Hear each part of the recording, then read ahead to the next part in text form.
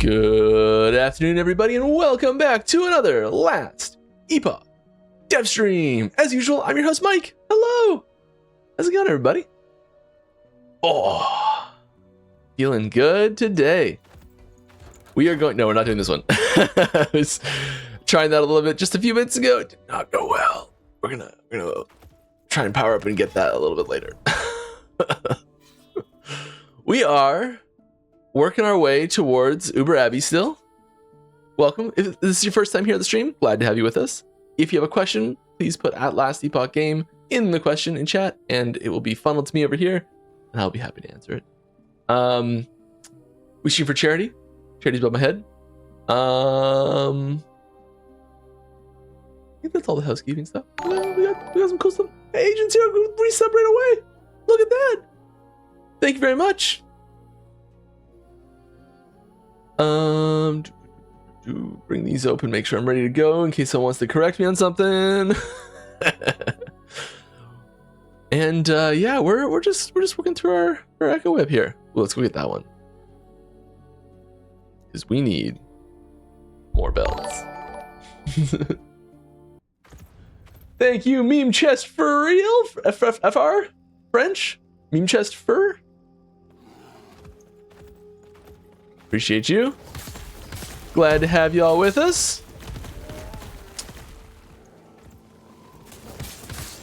I gotta say, the Olympics are on right now, and I absolutely love the Olympics. It is one of my favorite times of year.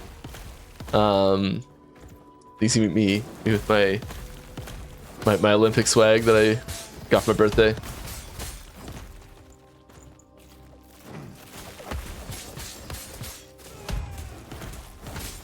If you do know the scores to any hockey games, please do not tell me. I know I probably just shouldn't have said anything because saying that makes it want to happen, but you know, there's no important ones yet, really.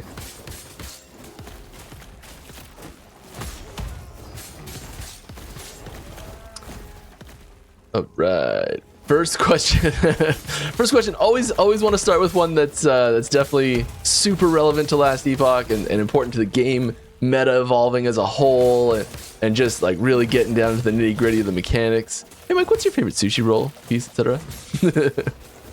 my go-to, like if I'm going anywhere, like I'm probably ordering a chop roll, like scallop, preferably with like some avocado in there. Love it.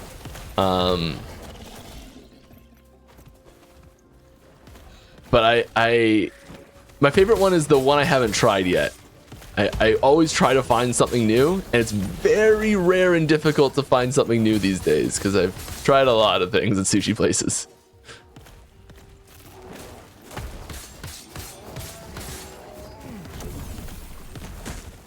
All right. I also think that, I hope that anyways, I fixed the stream quality because I think it was set to 720 either 2 times ago or last time. Hopefully it's up to 1080 now. Really should be able to even do native at 1440, but don't want to risk it. So let me know if there's any audio or visual buff. Had a very productive week with development stuff this week. It felt great. It's one of those weeks where you're like, you have like a certain goal you're trying to hit for like number of like things added in a specific category, and we're like, the goal is like if we can hit 3 a week, we're on pace to make the deadline. And yesterday I was sitting there, I'm like, I've done 6. This is great. It's a wonderful week. And something released. And I only got to 7 this week.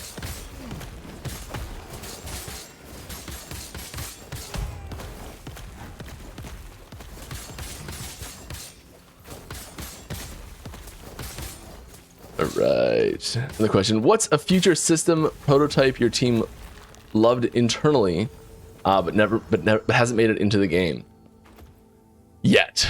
Yeah, yet's the big one there. There's things that we had a lot of fun with when like a first prototype happened, and aren't getting added, at least are not on any sort of list to get added at all, and are not actively being worked on at all. So things like PvP, it's not being worked on. It's not on any list or anything like that. But like the first time it happened, the only time it really ever happened, was a huge blast. I've talked about that one a few times before. I'm still hoping that one day I can be like 10 years from now, I'll be like, is it time? I can dream, right? Something that's like almost everything that gets to like prototype like is on its way into the game, or like has been reworked and has made its way into the game.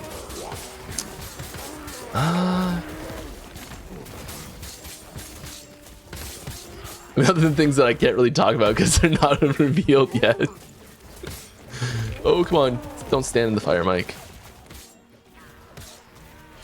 One thing that I really want to do, I don't know the good answer to this, I'm sorry, so I'll give you something else that I've been hoping to try and do, is I'd really like to try and get like enemy specific tactics. So like maybe the exiled mages are really knowledgeable about AoE effects, and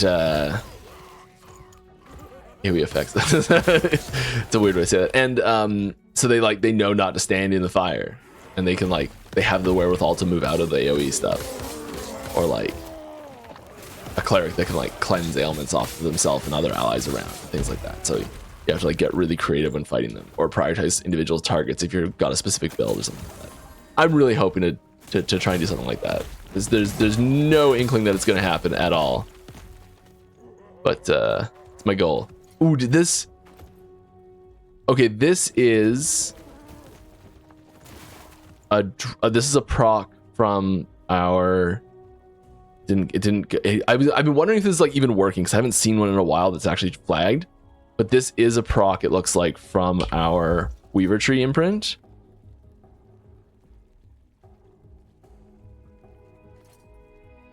Yeah. It's too bad it's so different.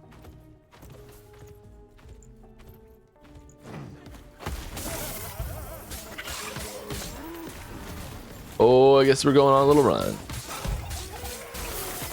Yeah. They're just so satisfying.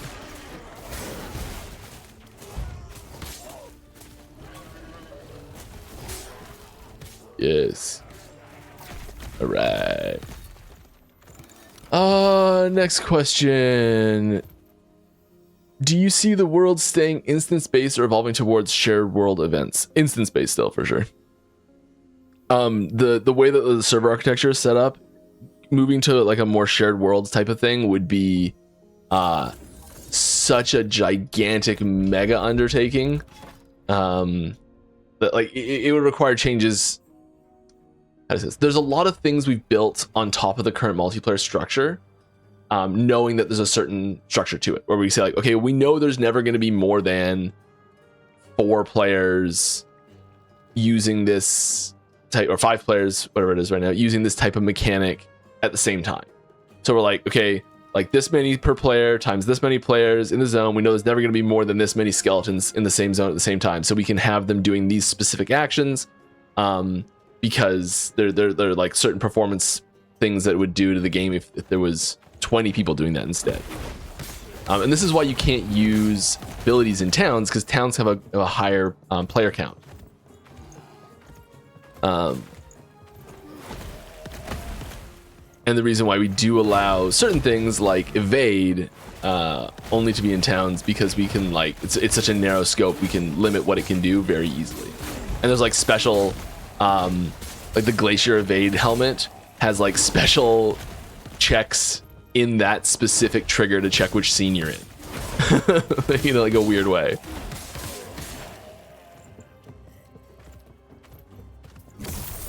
Oh, here we go. Yeah, corral them. Yes, this way. Wonderful.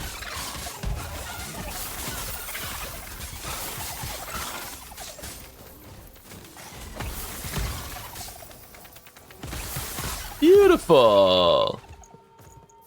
Love it. Love it. Okay, what do we get? Anything good? Unlikely. We'll give it a shot. I really want to try. I've got a 2-socket, or 2 LP Nullstooth.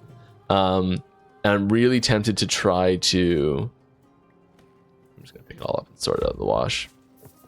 I'm really tempted to try and craft something to roll on that today. I don't have a lot of great bases, but I got a couple that could craft into something good if I get lucky with some runes. 1, none, 1. We have a 3 there waiting as well, so we're still trying to find those.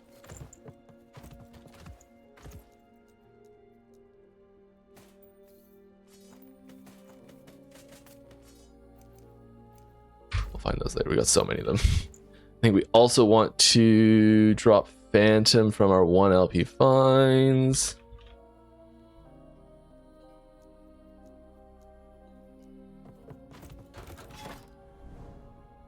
I haven't played with it too much yet, but the new loot filter in D2 that just came out, I opened it up and I'm like, this looks familiar. This is wonderful.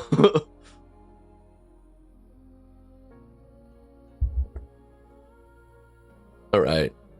First time caller, long time viewer. Love it. Currently I'm a console player. Any rough estimate on when pre-sales will happen for LE, specifically PS5? So that's going to be the last Epoch Orbis expansion, so the LEO. We don't have any, we don't have a fixed date for that yet.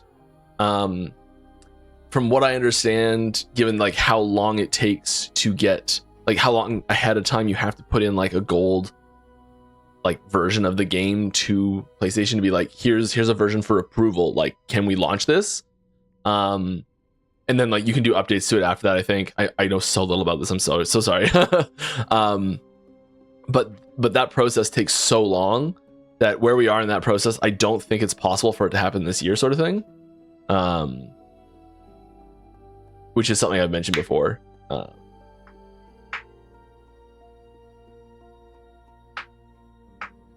But I really don't know when the timing of it is. So, and like when will pre-sales happen? I don't know.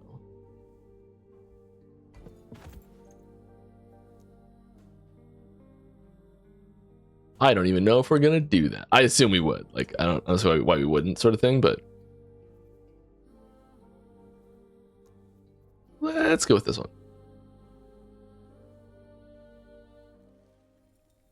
I'm really excited for it to be on PlayStation. A few of my like gaming buddies, only have PS5s, and they keep telling me like, "Hey, just gotta launch it on PlayStation. I'll come play your game." Well, it's happening. It's finally happening.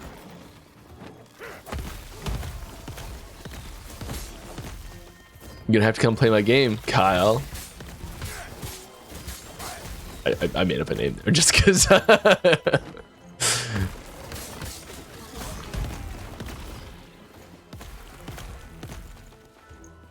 All right, our season challenge is coming. I don't think there's any coming for season 4. It is something that I have been like mentioning every chance I get, because I think it's the sort of thing that is wonderful to do.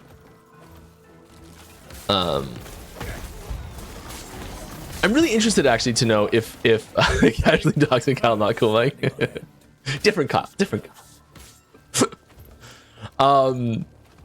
There. This is the sort of thing that I am very interested to know. Like, what sort of challenges? The person asking this question, are there any types of challenges that you really like, or any instances of, or other people in chat too? Any types of games that you like? The types of challenges that they've brought in, and it doesn't have to be RPGs either.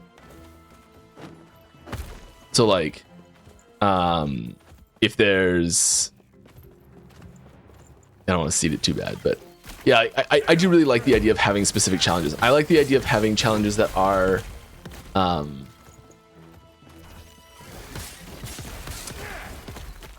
different each season. If that makes any sense. So like I think it's really easy to do, like.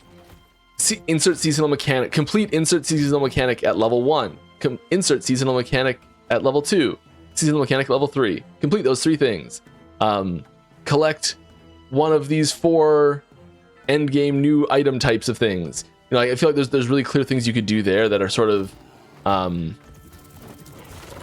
cookie cuttery maybe, and those types of things. If we did a season's type of challenge sort of thing like this, I think those sorts of things would naturally just be there. But I'd really like to see some kind of like weird ones at the same time. That makes any sense? Like,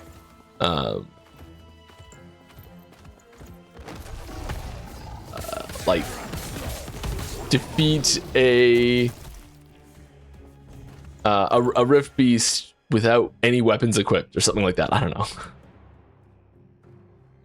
Not overly difficult, but things you couldn't do accidentally, and you'd have to be like, okay, like, can this build actually function without my weapons? Do I have to like go down some corruption to make it happen? Just be like fun little side challenges that might take you 20 minutes or something like that, but like just break things up and have some fun with it. If that makes any sense.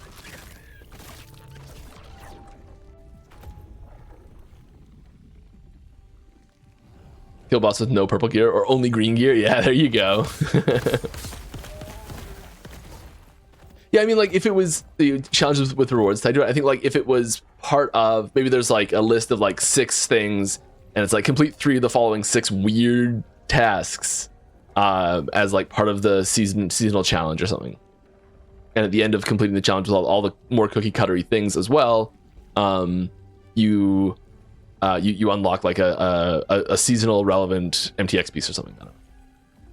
This is Mike just riffing. Reach 100 on hardcore. I think that's more in the achievement category, like account-wide achievement category than the seasonal challenge.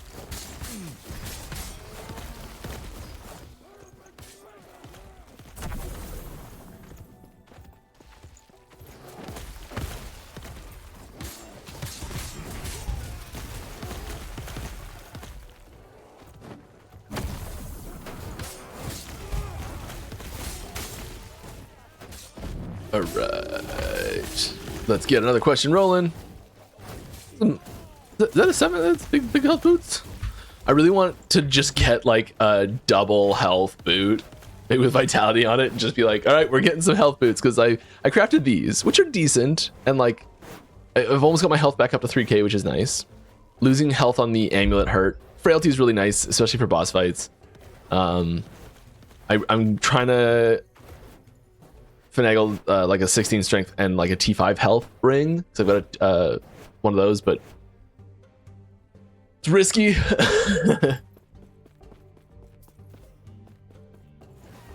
All right, has solving a technical limitation recently opened the door for features you couldn't do before?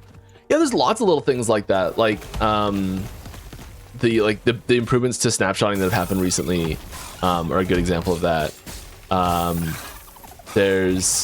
There's been some there's some other stuff that's coming. That's a good example.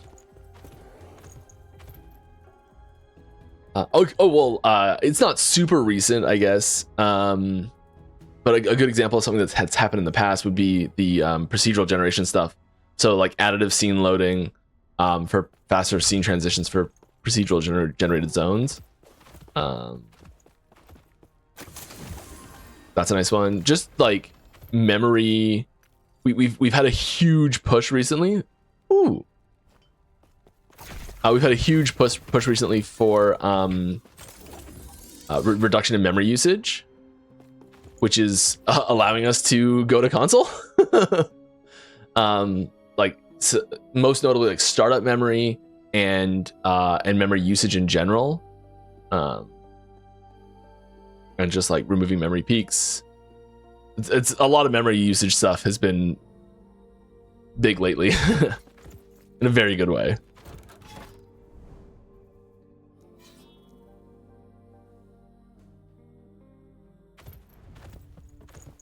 Yeah, like the season mechanic that's coming in season 4. I think one of the hurdles for it originally was a memory issue that fixing that has allowed it to exist.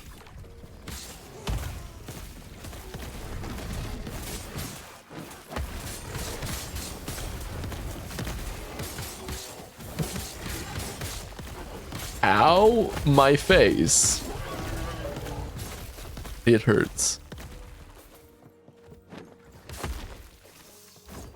All right. I think it partially might be because there's like a very bright light right behind my monitor. But this zone feels very dark to me right now.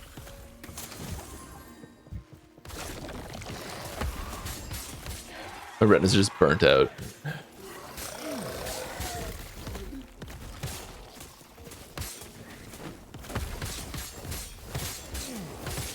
All right, Ben, you're coming in hot with the questions. I love it. This is fantastic.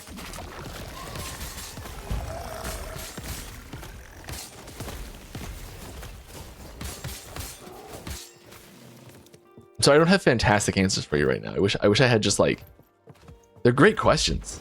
I feel like I'm dropping the ball on some of these. What feature would you add tomorrow if balance and performance weren't constrained? There's a good question.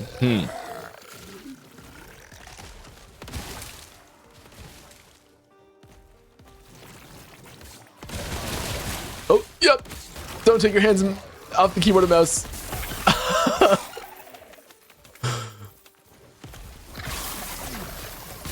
Pausing. That's what I had. Oh god. No. Just if balance and performance weren't able to were to concern, what would I add? I snap my fingers and they just pop up out of nowhere. I'd add like 4 new classes. there's 4 new classes I really want to do. That I would add them all at once. Or like have the dungeon system become procedurally generated instantly and just add 10 new dungeons right away. There's a few new dungeons I want to make.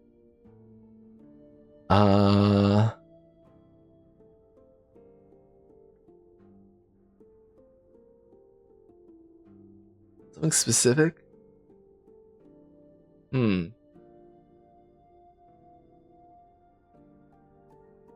I think I'd add a boss, kind of like a boss combiner system to be able to like spawn multiple bosses at the same time.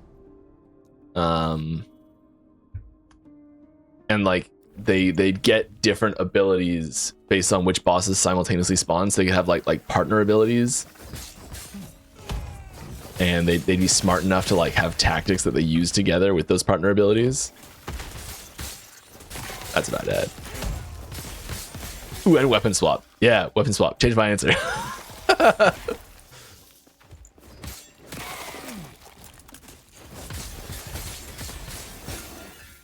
I have like 4 more answers to that question, but I think some of them might actually happen, so I'm not gonna drop them out into the open yet.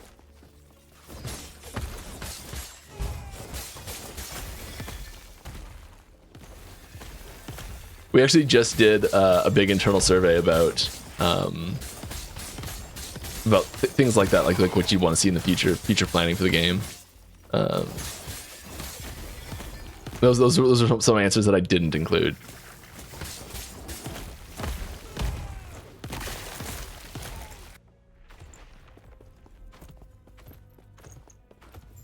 All right. What are your thoughts, Mike, on how low LPL uniques? On low PL low. Ugh. Try that again. What are your thoughts, Mike, on low LPL uniques? Are they in the place the team wants them, or do they lack viability outside of a few instances of leveling uniques? Fire starter torch. Yeah, I think in general they're doing decently well. I think we need to. This is something that we've talked about a few times. We've decided against it, at least for now. I'm still hopeful that it might happen. I'd like to put caps. I don't think that every item being like possible to show up as a 4 LP item is actually great. I think having caps to them is better.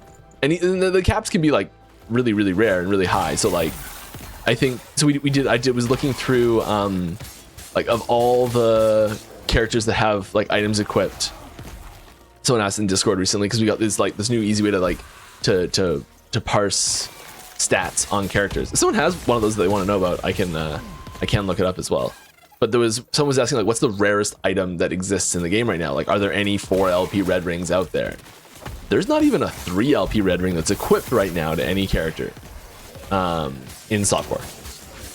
That's above, I think I capped it, I minimum 200 corruption or something, but I'm like, it'll be higher than 200 corruption if they've got that equipped. So like, if there are no even 3 LP red rings equipped out there in the wild, like, I don't know if it's a good idea to have that be even possible, right? And I'd kind of like to see.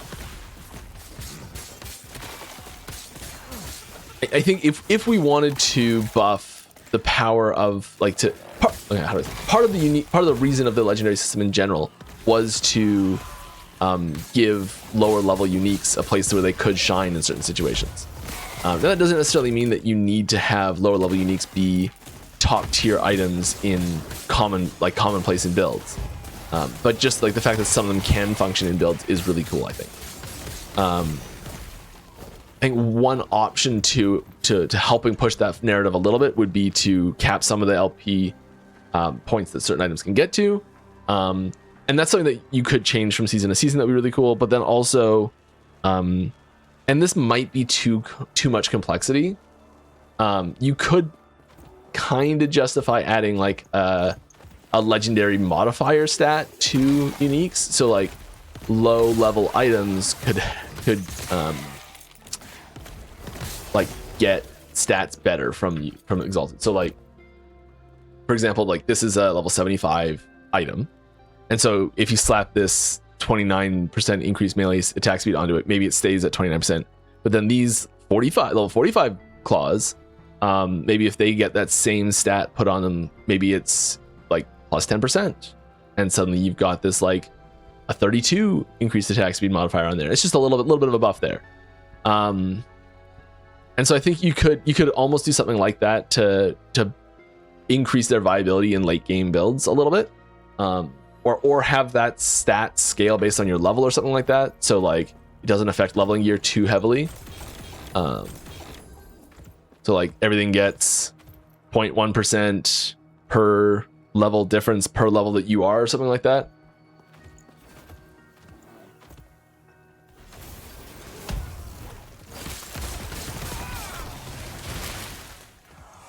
Give me that ruined belt.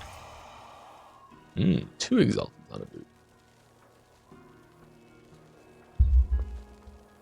That speed being on a new line is weird.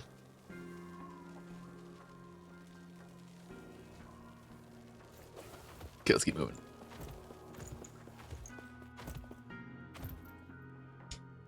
I do also think it's kind of cool just to have weird items that you can play with as you're leveling.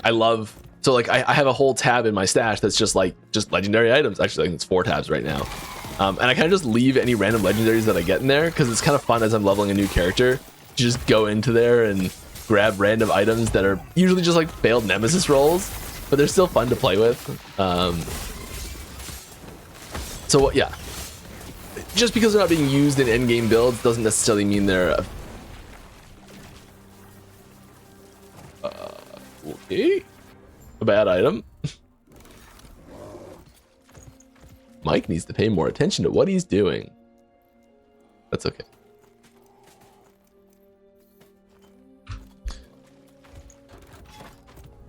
Nope. You are in here. Yeah, those are dangerous. Always have been.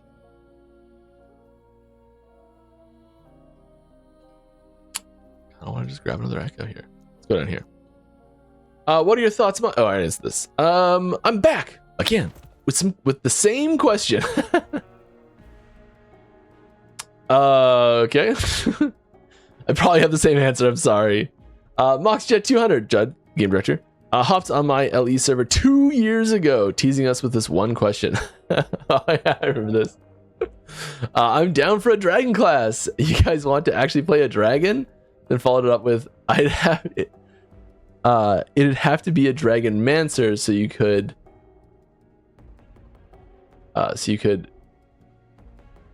probably equip gear normally without being weird. Yeah, but can transform. Has he brought it up yet? And yes, I still have the photos as proof, lol. Yeah, we have like meetings where people pitch like new classes and things like that. And yes, it has come up internally since that date. I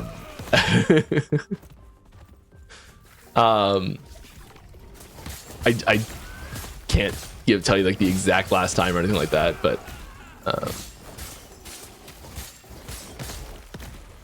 there are a lot of different classes that have been pitched over the years. I do think it's very cool though. I think it would be a lot of fun. Ready to hunt, traveler.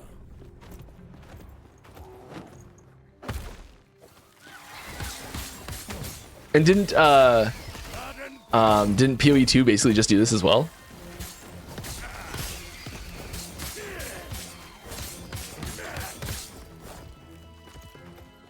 So you may have to. I'll remind him of this. How about that? But you may have to be satiated with theirs for a little while. All right. Any chance LE to have some form or variation of Essence Conqueror mods with unique or build transforming mods unique to them? I mean, there's always a chance.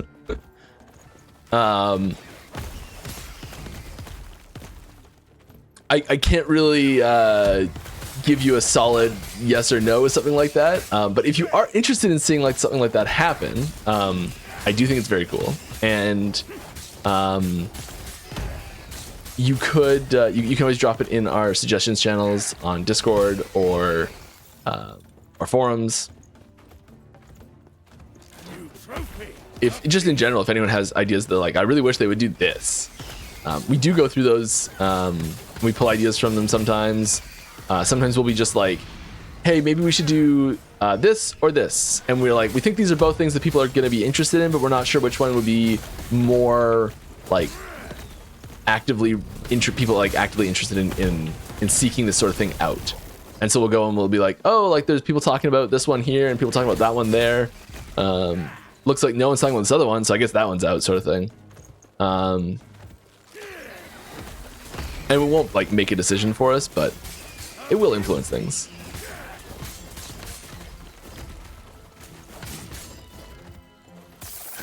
Do you have like a favorite example of that?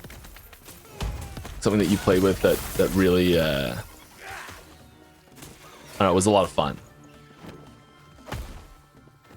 Get that chest normally, but I want to make sure I get this guy. We're going back for that chest.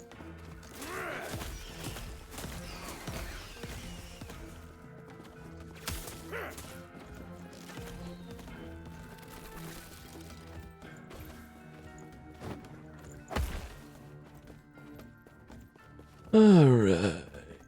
Hey Mike, we know the main theme of Season 4 and some of the features coming, but is there anything that we don't see it coming that could drop as a big surprise? I think most of the like major stuff has been at least teased. Like there's a lot of little things, but I'm pretty sure the major stuff's been teased already. Like if there's probably something that'll be like, oh, that's a bigger system than we thought or something like that, but I think that there's nothing that's like, well, that was completely out of the blue at this point. We started with the info really early, so there's been like, and we've been trying to keep a steady stream, maybe a steady stream, but like at least a little bit coming out, and means a lot of stuff got shown early. I know it may not feel that way, but we did start showing a lot earlier than normal and a lot more than normal too.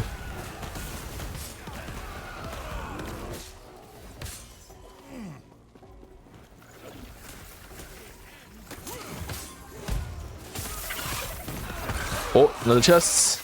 Yes, give me those chests. Ooh. Ooh. Ooh, don't die. Ooh. Yeah. Oh, we've got two of them now. I am happy to roll one of them.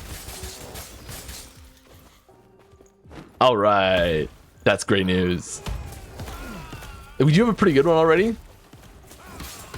But strength and armor, it can be better than that. We want that crit on there because we're so over our minimum amount of strength that we need that we'd rather have that crit chance. So if we can get crit and health, that would be better than strength and armor.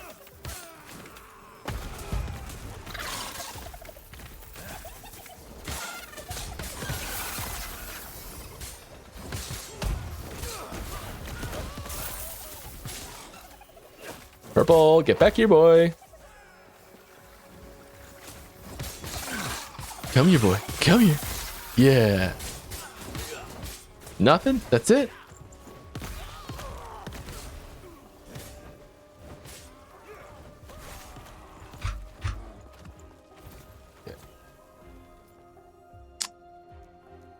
Doing boots, belts. Boots and belts.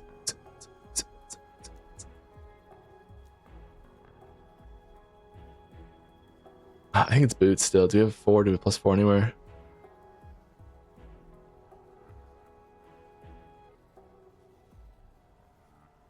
No. suppose. Kind of want to re-roll them before I put the LP in them. Sure, why not do a belt?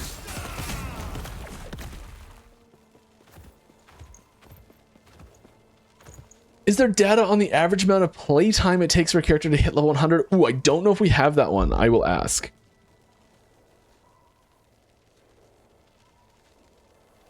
We probably don't. I know. Actually, I know we don't. We don't have like a record of the date that they leveled up at to hit 100. At most, we'd have just total playtime, and we could be like average playtime of level 100 characters. But or we could look at like minimum level of playtime of level 100 characters. Yeah, I don't. Yeah, we don't. We know that because we know the snapshot of the date that the level up happened at.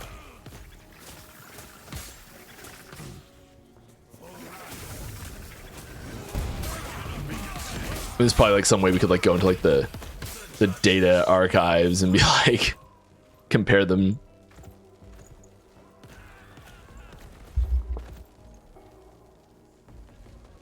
All right, do you think having a player hideout would make a cool sense to add to last Epoch? Yes, definitely. I would love that.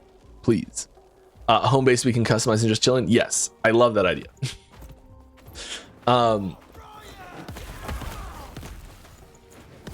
This is one of those things that I think would be. Yes, I don't have anything bad to say about it. I've hinted at this before a lot of what I would want to do with it. I have no idea if it's gonna happen or not, but like I'll just say it plainly this time. I think that this zone that we're standing in right here should be customizable by a certain by each player. It'd be sweet. Be really sweet. Because I think part of the problem with a lot of hideout systems, no, they don't all suffer because you can structure the end game to work so that it flows through them. But having a situation where it's somewhere that you are going regularly, naturally, anyways, I think that's if you're gonna add one into the game, I think that's the way to do it. I don't think it's a controversial suggestion at all. All right, it's a ton of work. It doesn't actually change anything gameplay wise. You know, like didn't someone say make an NPC that insults you when you die? I love that idea. I think it's hilarious. I think that's the sort of thing that if you're gonna have that area be customizable, I think that's the sort of thing that you could like choose to put in there. Because not everyone would like that.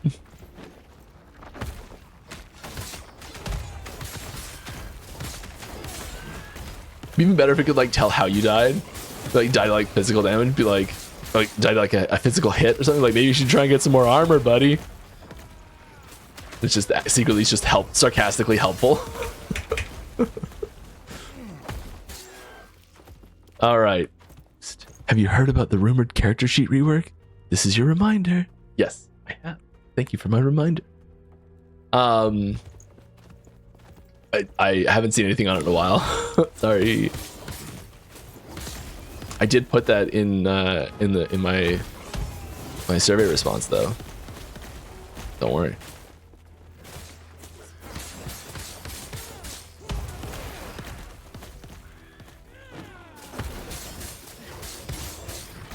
We do these every once in a while. Like, this is not a new thing. This is just something we do to like get everyone's voice from the team in.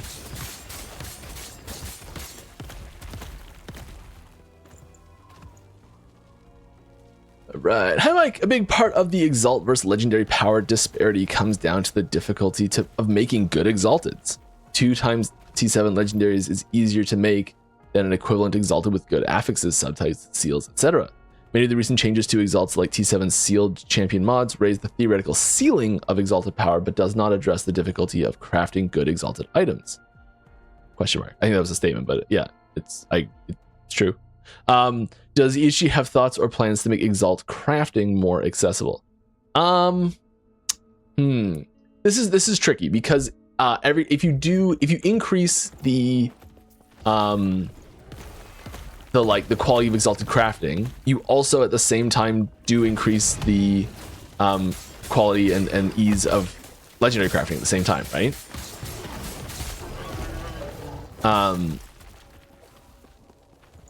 So I think part of adding in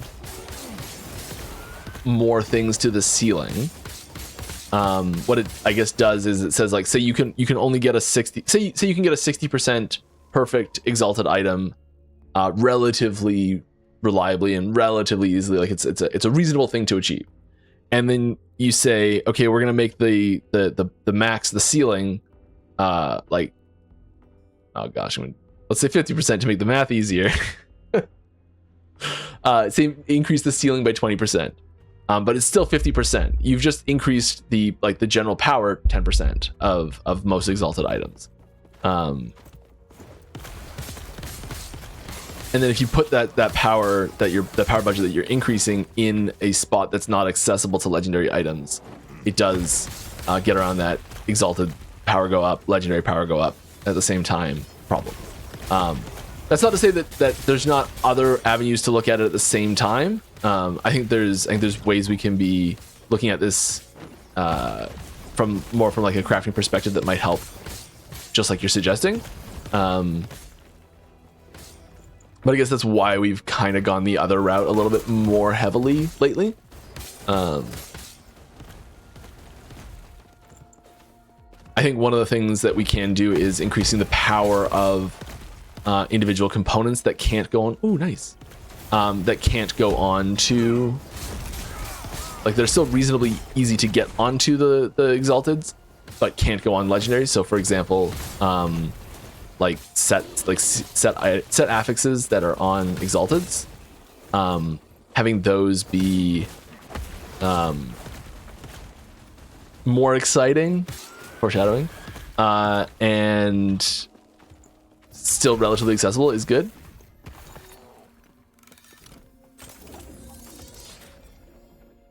Cool.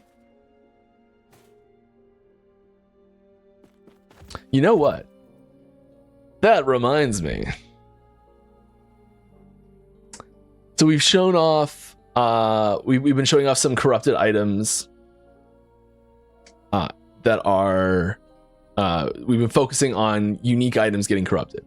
So I have today some non-unique items that are corrupted as examples.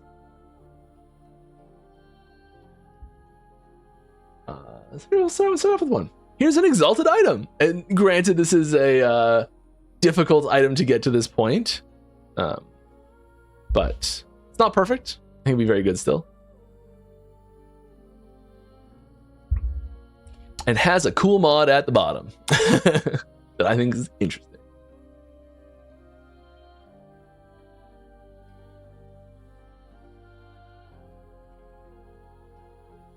Well, I almost need a version of this that's just the tooltip.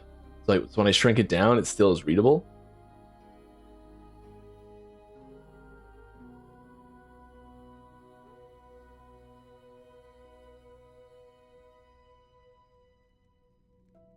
Okay, we are dropping it into the corner so I can keep playing. So I want to keep playing. Hold, it's bad when I play with this screenshot in front like this. You won't like it. I got more coming today too. Don't worry. Is this at all useful in the corner like that, or is this just like pointless down there? It's so small.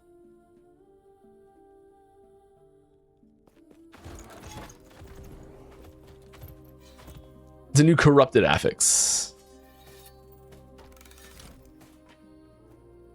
Keep this boyo right there. Too small. All right. Well, Derek, if you're able to get me non-framed versions of these quickly, see the picture.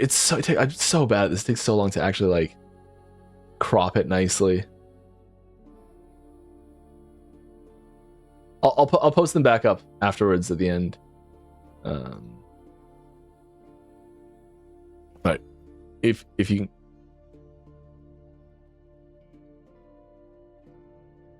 Yes. Shift S and zoom.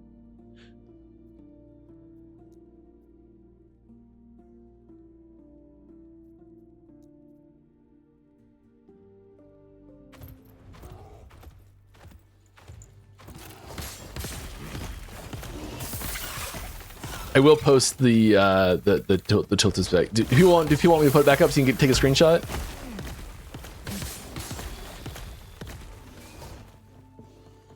I can throw it in Discord at the exact same time live.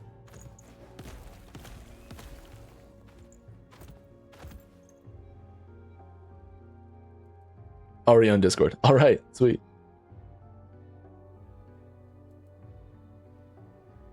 It's already on Discord somewhere.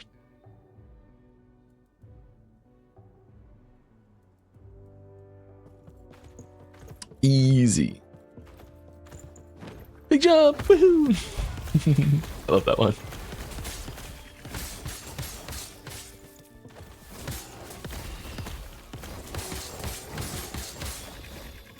All right, time for a deep question.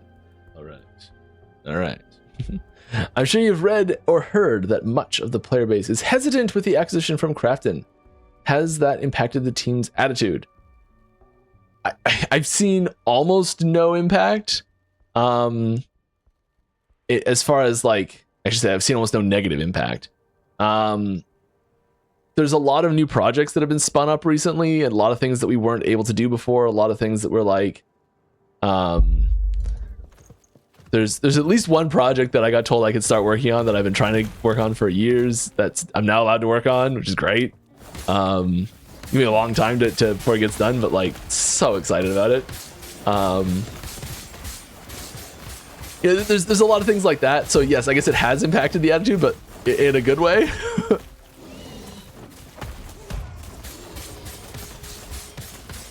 And I obviously I should big asterisks here. I can't speak for everyone, and I don't talk to everyone every day. So like there very well could be people who are completely uncomfortable with it. I don't know. So I guess all I can talk about is my own feelings and what I've seen from other people that work closely with me.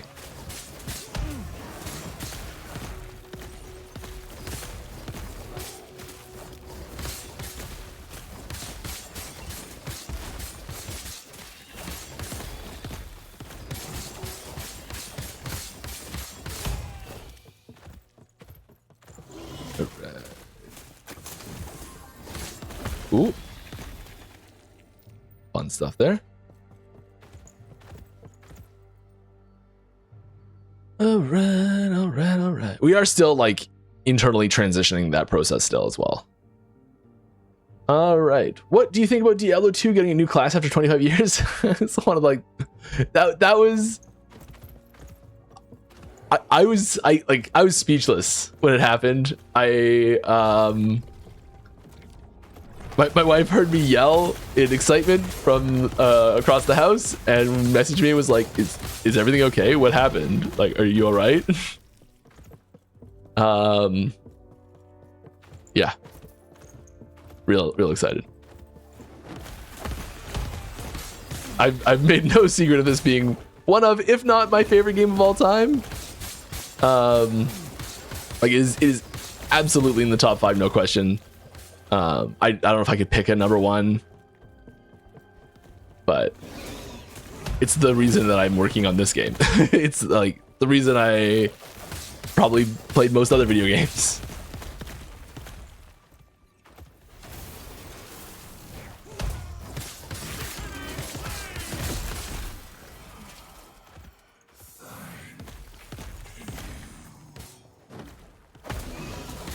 I haven't played much of it yet. I haven't had much of a chance. I've played.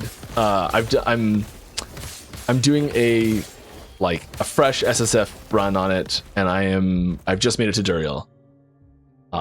In normal, so I have not played long at all. I'm like a couple hours and taking my time, reading everything and mucking about.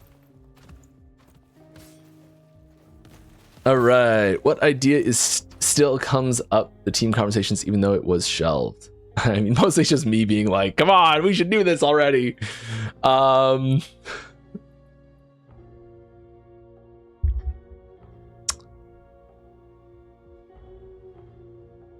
don't know. Most things don't get brought up, actually, like, realistically brought back up again unless there's like a real chance of them happening.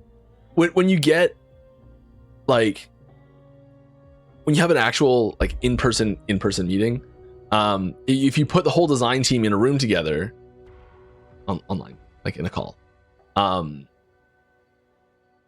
even for like 2 hours, like our usual design meeting, we have them a couple times a week, and they're an hour and a half usually. Yeah, an hour and a half usually. And that's an expensive call because everyone stops working on like tasks that they've got going. And like everyone's talking about one topic at a time. That is a very expensive call every single time it happens. It's a big team. There's a lot of people there.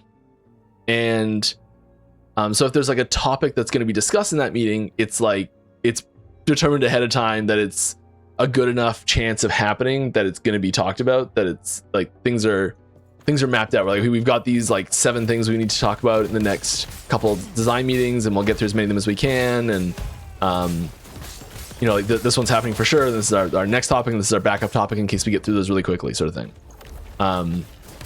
But like if offline conversations, as we call them, like just using Slack, not asynchronous conversations, if they don't have like significant support for something, it's not getting brought up in an actual meeting. But I think there's just like different types of endgame systems and variants of those that we've that probably end up that come up quite a bit, that probably just end up straying a little bit too close to existing systems in other games. It's probably the closest answer I can give.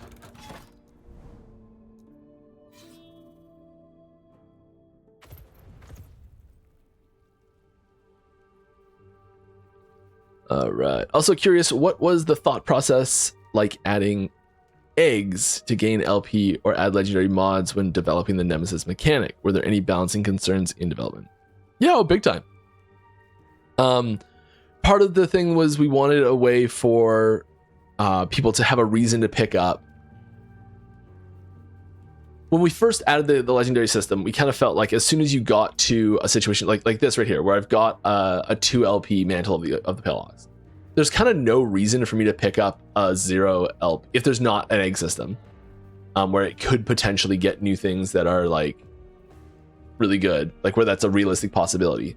There's kind of no reason to pick up a 0 LP version of this anymore. And they just get filtered out. And your loot filter gets like stricter and stricter and stricter and stricter and stricter. And that happens naturally anyways. But giving some like potential chances to re-roll some failed drops that were like close but not good enough is sort of a way to keep that like, oh, there's a chance it could still be good. Sort of vibe for the drops that happens. It means that there's like a little bit more things to pick up, a little bit more things to get excited about.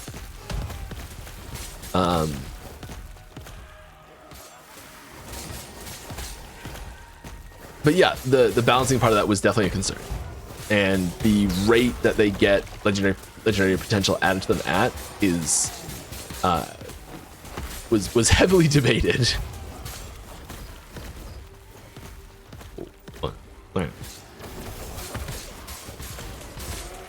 Oh, here we go. That's a crafting.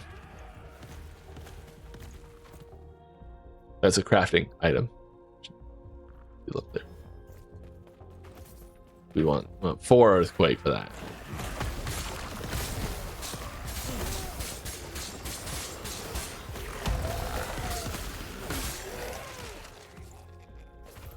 No, thank you.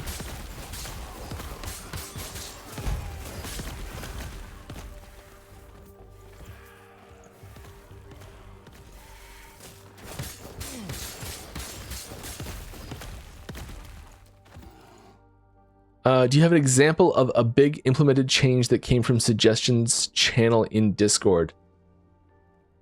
Oh, no, I don't.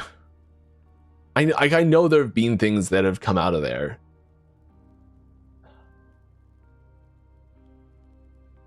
I don't know where things come from well enough. There's probably someone in here has been like, I made that suggestion like 6 months before it showed up in the game. There have been definite people who have like suggested things in stream as well that I've been like, and sometimes the timing is just so perfect where there was some post. We're developing something. think it may have been the faction system for the item factions for like auction versus COFMG stuff. And like I think we were like just about to finalize, or we had just finalized what we were gonna do, and like the next day or something like that, someone posted a huge post that was basically outlining like 95% of the system. And there was a brief moment of like, did someone make a fake account and leak this?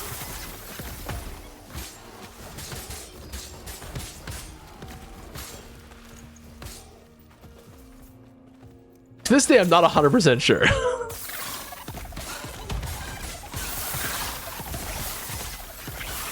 I think I like made a fake account and replied to it and was like, that's a great idea. They should do this or something like that.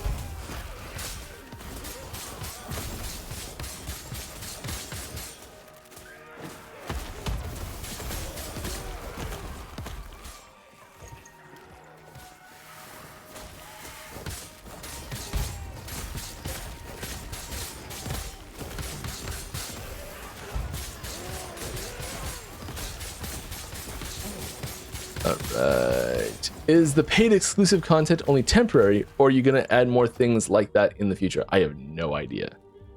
I am sorry. That is now above my pay grade. And I have no idea. I'm sorry. If I was as a player, if I was going to guess in a situation like this, I would say depends how well it does. And I think that's going to come down to a lot on how well we can execute it. And I think it's going to work really well. Like, not just from a, like, is this going to be powerful and popular and fun, but from a perspective of, like, is this going to fit into the game's ecosystem well? And is it going to be something that's going to feel like it makes sense and works in the game's ecosystem? I don't know a better way to put this. It feels so corpo.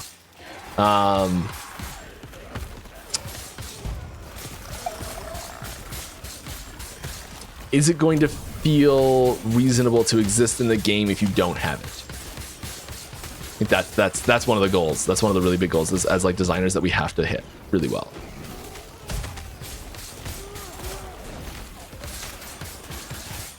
That's what I was trying to say, but just don't know the words.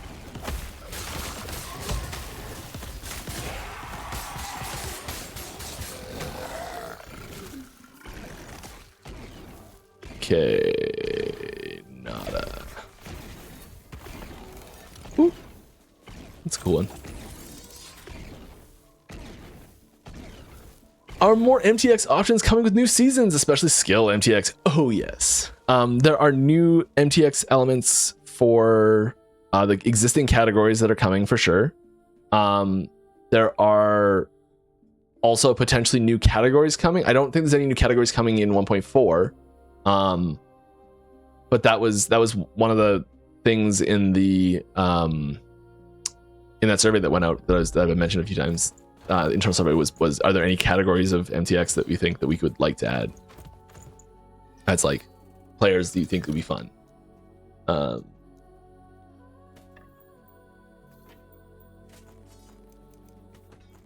like, I'm zooming on the player. The zone it would be great. All right. Hi, Mike. Nemesis is my favorite system in the game due to interactive gamble. Interactive gamble. Can we expect any interactivity with new seasonal mechanic or just start, kill, loot? There was a system that was pitched that I think might be going ahead for a season coming up. That has lots of interactivity in the system. One of the criticisms of it was that it was a little too similar to Nemesis, and so we had a brainstorming session on how to differentiate the two to be to feel mechanically different and be like actually different, to feel like thematically, mechanically, and just I don't know the right term for it, but just like actually be different.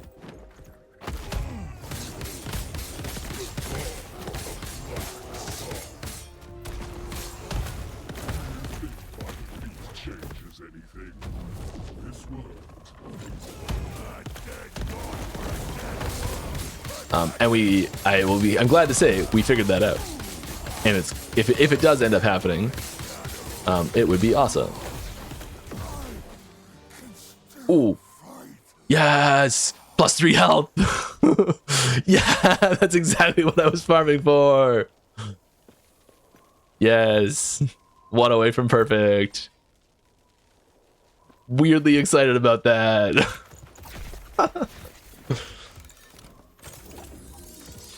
Okay, so now, do we keep farming for that 1 more health? This one's pretty good. The health regen being perfect is really good. Increased health regen is very high.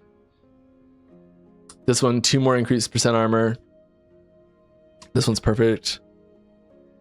Or close enough. The dodge rating we don't really care about. This is not a thing. Yeah, this one, that one can go up. Maybe we start farming here. There's 13 armor to be had.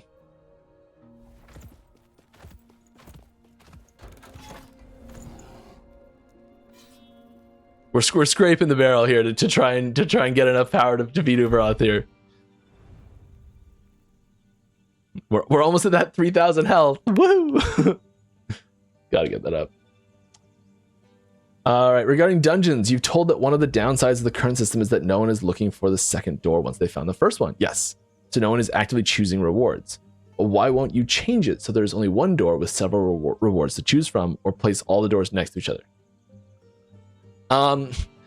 Right now it kind of comes down to, if we're going to be working on the dungeon system, we're going to be making some pretty heavy changes to it. I agree that would be a smart change to make. I'm fully with you.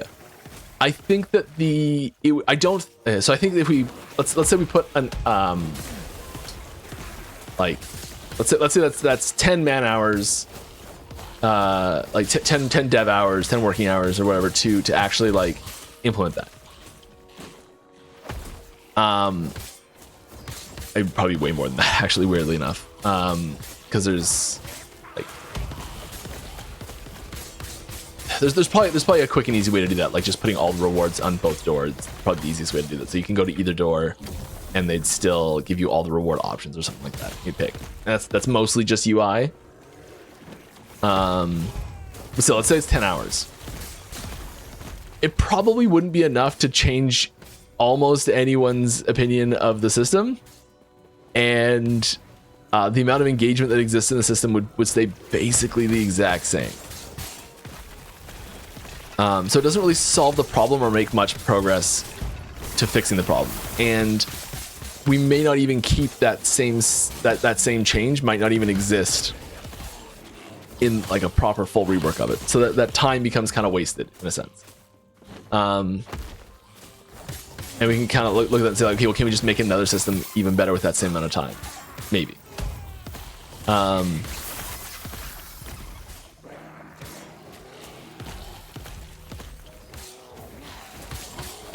It might be worthwhile. I don't know. That's a difficult one to say. That's probably why we haven't done that, and why we probably won't do that. Like at least for season 4.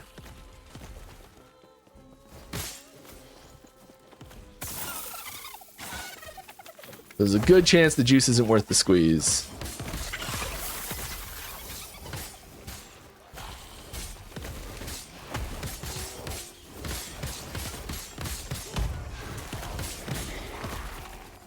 Right.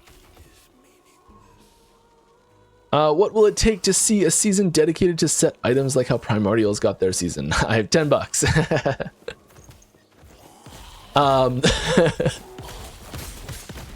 I don't think it'll take anyone donating $10 to do that.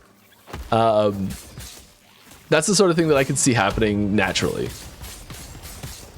If you want it to happen sooner, I would suggest using the regular suggestions channels. I know it ain't glamorous, but it works. A decently rolled one.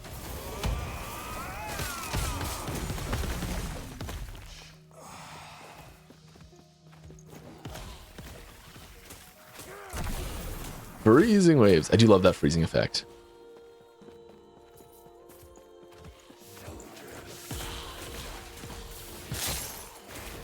The shatter effect on the die. Oh, feels good.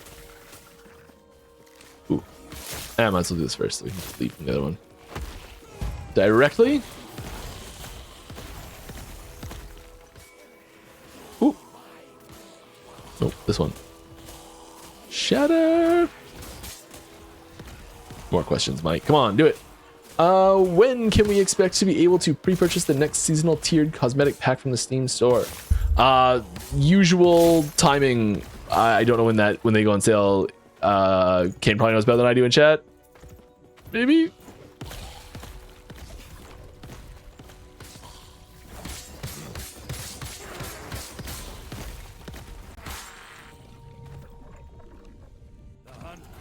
Is a chronicle feature like what just dropped alongside D2R Warlock on the radar for LE? That's a really I think that's something that gets requested fairly often, and it's something that we've put forward in a few like suggestion documents for like stash redesigns and updates.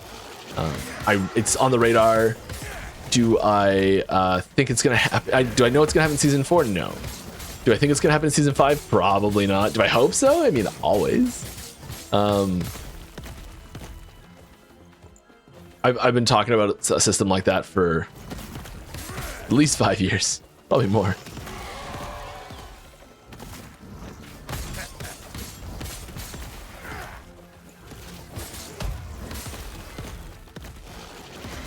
I had my expectations. So I had my expectations for that release set so low, just because I just couldn't handle another. The number of times I've sat around as a kid waiting for the ladder update to happen in D2 and been so disappointed that there were no changes, or the changes were like the tiny, like we fixed a bug for this sort of thing, and it was like one patch note for the whole. There was, I think it was 1.14D. It was like one patch note or something like that. I can't remember which one it was. There was one in there. It was like one of the lettered ones that we were so excited about.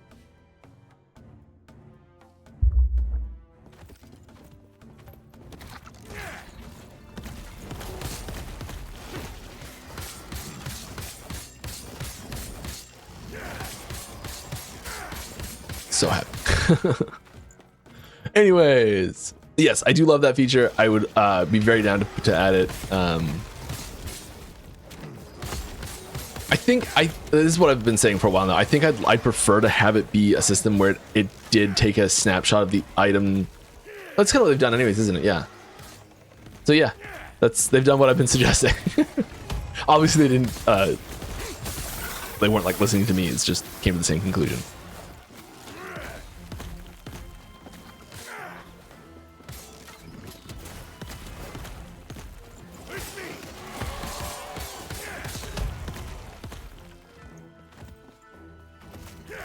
Right. Hello. How many corrupted affixes we can add to gears? 1. Is there any plan to adjust, or I think that's something I've either said that or like implied it really heavily. But there's 3 sealed slots on gear. So there's like a sealed slot that's like just a normal sealed item slot that I don't have anything that's sealed on me right now, probably. That enchantment is technically sitting on it right now. The bottom one, that move speed, is sitting in that right now. Like a standard sealed slot. Then there is the T8 sealed affix, the primordial sealed affix slot, and then there's the corrupted sealed affix slot. So it is at most you can have 3 sealed affixes, 1 from each of those categories. Champion affix goes in the normal slot.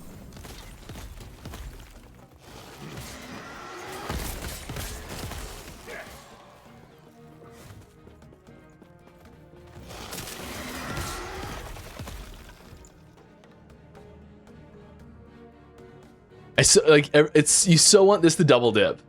Like, this is one of those ones that like, it's really obvious that it doesn't. Shouldn't say obvious. It's really logical that it doesn't, but it feels like it should, and you almost want it to. The stats on this item also apply to your minions, and like, the only way it does double dip at all is if you have a minion that summons minions. which I did just get approved to add in another minion that can summon minions. I won't tell you which one. And not for season 4.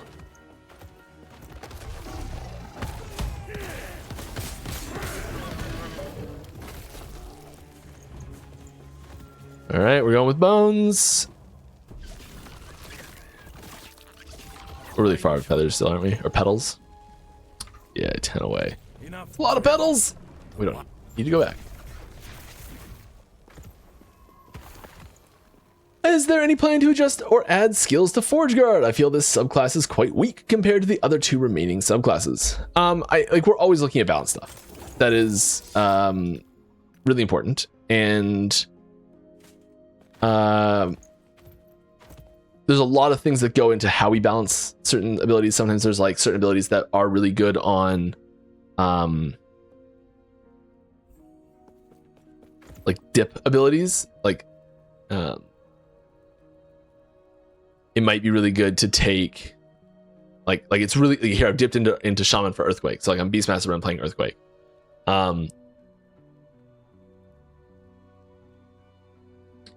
When we're looking at buffing an individual class, we're usually looking more at buffing the skills that they get that are locked to that class. If we're just trying to focus on a specific mastery, or give like really highly synergistic effects to other skills linking to the abilities that are for their own mastery. Or sometimes like a damage type or so. There's lots of different ways we do it. But yeah, I think there's a decent chance that you'll, I don't know, is the short answer. But I think that if I was going to guess, you'd probably see more buffs towards Runemaster than the other 2, because I think Runemaster is the least popular of the 3 and is generally the lowest performing of the 3. Like, just like looking at the numbers and logic, I think there's likely that's what will happen. I don't know what the buffs are going to be for next season. I'm sorry. All right. Is there a plan on giving us more infos for specific spells in the C menu? Yes. For example, this is the character sheet rework that was whispered about earlier in the stream. For example, I can click on Shadow Strike and see that it's crit rate and attack speed. Yeah. We are working on improving tooltips in general. The tooltips are getting an update for season 4, so you'll see new tooltips. I think we may have already seen one of those in a teaser. There will be, we are working on updating this very slowly. Oh, look how close to 100 we are. Oh, whoa.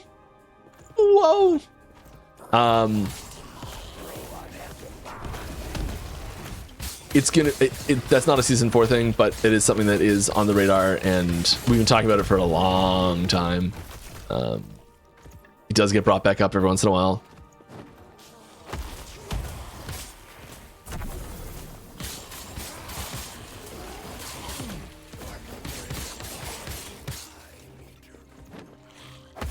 But the big thing that the big catalyst for doing that is specifically to get ability specific stats into here, because you can't see, okay, my swipe, what's my crit chance on swipe? What's my increased ailment damage on swipe? What's my attack speed for swipe? Like I can see the basic, like my generic modifiers, but not my swipe specific modifiers. So yes, that is something that we are very interested in doing. Do I know when it's gonna happen? Nah, I'm sorry. Hi Mike! Do you have any plans for more synergy between Forge Guard skills? Yes, that's what I was just talking about. I think there is, I can talk about long-term plans really accurately. And we are working on adding in more synergy between skills across the board. So yes, but also yes to every other class as well.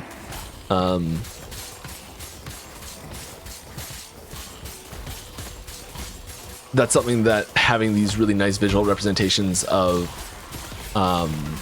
skill usages and patterns has been helping with a lot. We can see really well like where people are making successful builds and where it feels like people are trying to make builds and they're like just not quite shining. Because if we look at the like amount of builds of a certain type at a certain point, and then look at, this is a cool item. Not really good, but cool. And then looking at like when you drop the corruption amount, seeing how the percentage of different builds shifts.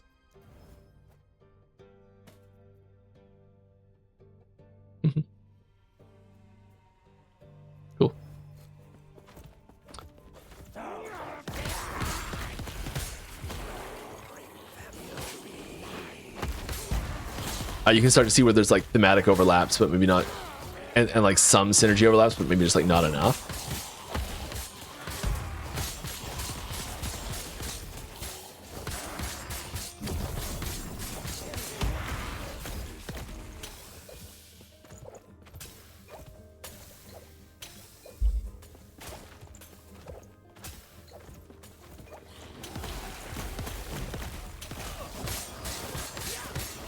All right. You know what I'm going to do next? I'm going to show you another item. Another new base type that can be corrupted. As soon as we get this chest. It's going to have a body armor plate in it. That's going to be perfect. And it's going to have it's going to have minion crit and strength. Or health. Both D7. Nope. It's worth a shot, right?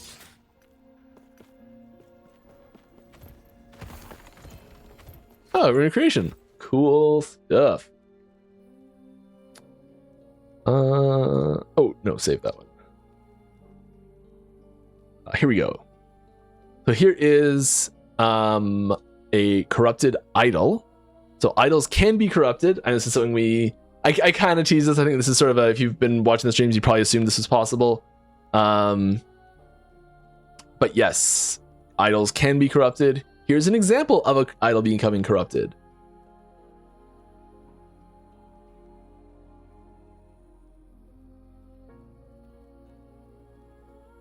Ooh, Derek, can you give me the other 3 as well, please?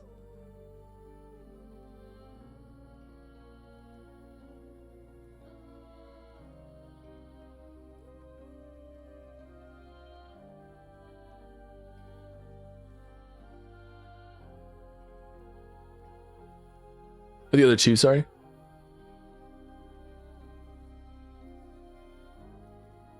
Okay, so if I'm gonna get rid of this one, but I've got the bow now as just the bow, not with the other stuff, so we can put it in the corner easier and have it be a reasonable size image to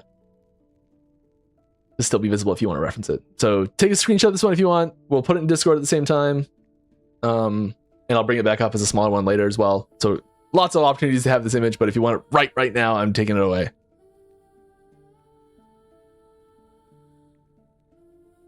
All right. Yes. Need to go to the brewery, and afterwards I'll require a belt to hold up my pants. For some reason, I don't know. Hope I get a belt in this brewery.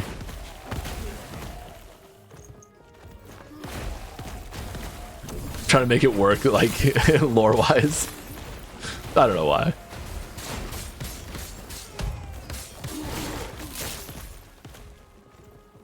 Right. Have you thought about having an AB master material for a map where as you kill things, the void is erased from the ground as an endgame system? I think like the opposite of Splatoon.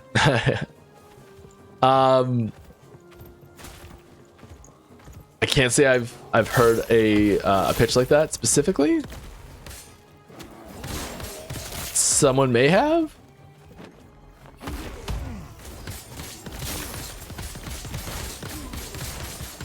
Kind of like you're like eradicating the creep in like some sort of StarCraft campaign.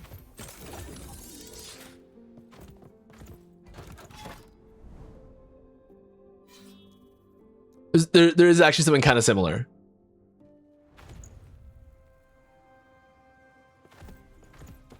So sort of. Hello, what's the most exciting thing for you in season 4? So then, yeah, the new primary in-game system is pretty sweet. I think it's the corruption mechanic. I'm really pumped about it. No, sorry, it's the idols. It's the idol slots. It's the new layouts for the idol. Something we've been talking about for years. There's like the alt, so they're called altars, and there's a new like slot you drop them in, and like it's an itemized thing that has like item stats that can roll differently depending on what it is. You drop it in, it has a fixed layout, and depending on like how you put your idols in, it changes what the idols do and that sort of stuff. And like I think it's gonna breathe some fresh air into the idol system in a really good way, and I'm very excited for it.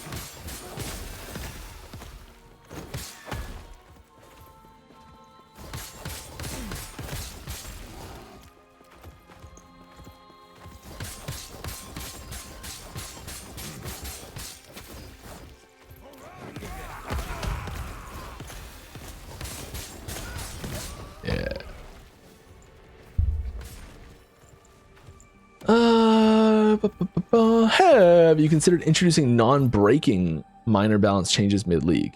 Yes, we definitely talked about that a few times. Things like enemy damage tweaks up or down, or minor numeric increases to really underutilized skills. More balanced iterations could make it easier to hit the sweet spot without risking overshooting on infrequent major patches. Yeah, I do agree in general with this idea. There is,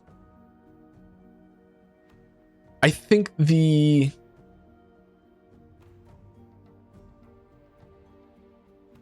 I think I'm doing game capture, not just checking here. Can you guys see this? The snipping tool on the screen right now? If I do this? No, none of that's showing up on stream. Yeah. It's too bad.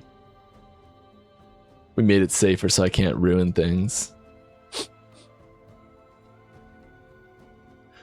I want to draw something though and talk about it.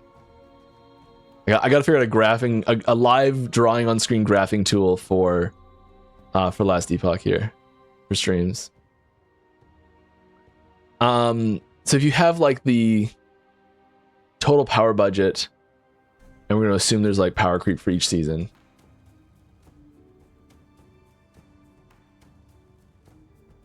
I can't just post this. Dang it. Okay. If we have we're working on upping the production structure of the stream, and it's going to be a lot better. That's note for that. I remember we had that meeting, and I don't have any ideas. Here's an idea. I want a way to draw on the screen nicely. Person who asked that question is in here, so I want to be able to do my graphing on screen. Anyways, there's sort of this like, say we assume there's going to be a little bit of power creep that happens each season. That's naturally ends up happening. It's unfortunate. We try and mitigate as much as possible, but it's kind of naturally going to happen. When a major patch drops, you know, like we want it to be exciting. We want it to feel like there's more buffs than nerfs in general. I think in a perfect world there'd be a roughly equivalent amount of power changing hands, but it would feel like there's a lot more buffs getting added than nerfs. And if we put too many of those buffs in, like sprinkled throughout the season, and hide the nerfs in a 0.1 size font, if we put too many of those nerfs, have the color be the same as the background, too many of those buffs are throughout the middle of the season, then the major patches where most people are showing up or become more about nerfs than buffs, and that's disappointing. So we like to be like, okay, well, we want to soften the blow of these nerfs with the buffs coming at the same time, to be like, yes, we're nerfing these things, but also look, we're buffing stuff, because certain things have to get nerfed, and we're kind of in this like don't nerf things in the middle of the season, middle of the ladder anyways, space. I think it is tricky. If we're in a faster cadence, it's much less strongly felt. And I do agree that having more frequent balance points throughout the year is beneficial. I think it could be interesting to do a mid-season event and like ladder reset and balance pass that happens. But I kind of like to do it all at once. And I'd like to do buffs and nerfs, not just buffs. That would be like hey Mike, you get to pick whatever you want. And And that might be a horribly wrong decision. I don't know. That's my gut reaction to it.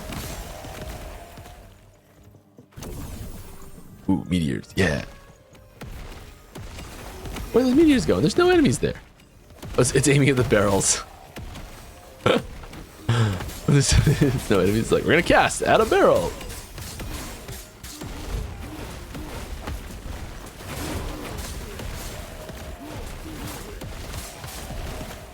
I also have, so I was leveling a little bit in D2, and it's been a little while since I've played much D2. I've been playing so much Last Epoch recently that I'm playing and I keep hitting the space bar to dodge. I'm like, nah, I'm not dodging, not evading, no. My muscle memory has flipped.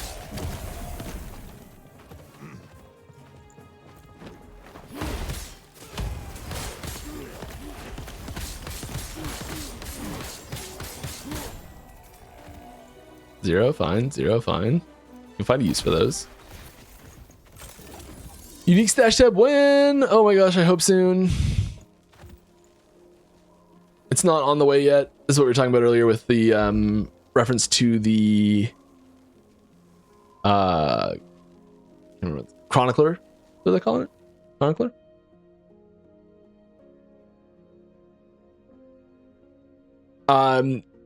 Derek's mentioning in chat this. I don't think that's quite right. So it's saying if anything's equipable, it's corruptible. I think that there are. I'm gonna have to double check this too. I don't think that the tiny idols are corruptible. I don't think the 1 and 2 slots are corruptible. I could be wrong on that though. And blessings are technically not corruptible either.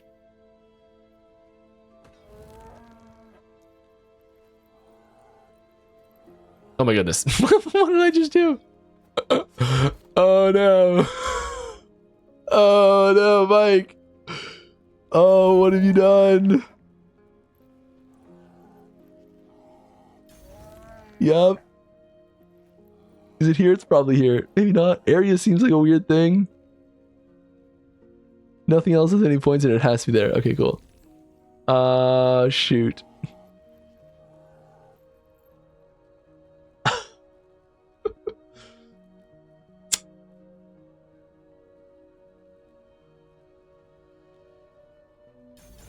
There. There. There. Okay, here, here, here, here. Oh no, that was one of them. Dang it. This isn't it. Shoot.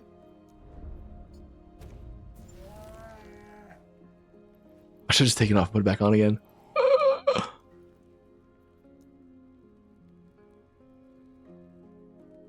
Mike, what are you doing?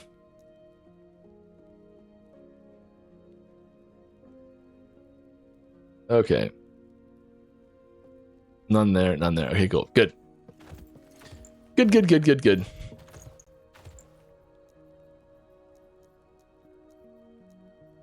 We're stashing some of these in here.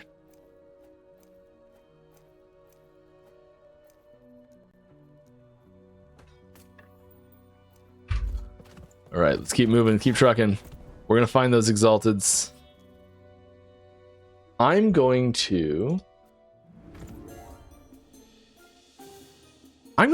try that 2LP one of these. I'm gonna try and roll one of them, I think. I hope I hit. Right, I think I did.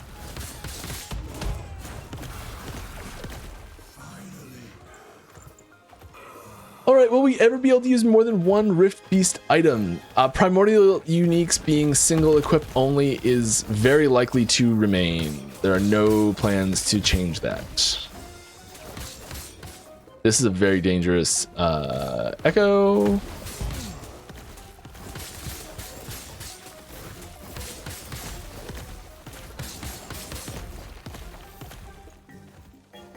What advice would you give someone who wanted to create their own ARPG?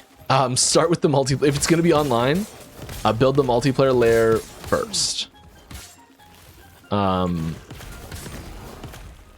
Start with that right out of the gate. Don't even make a character be able to walk across the screen until you've got the multiplayer stuff set up.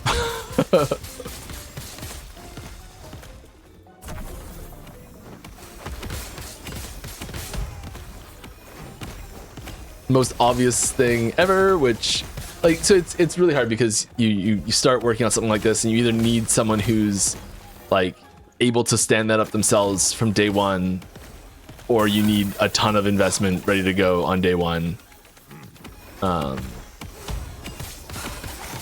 order to make that happen.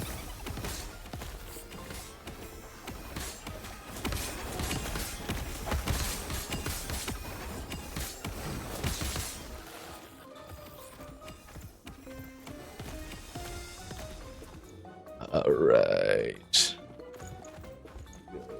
This one and this one. And we're going to switch this over to this one.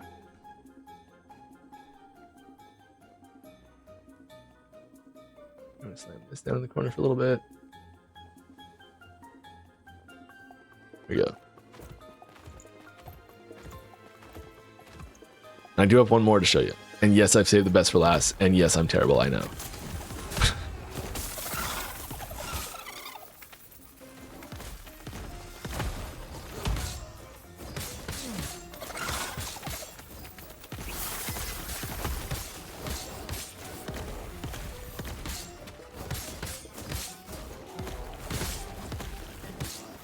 This is a theoretically great place to go for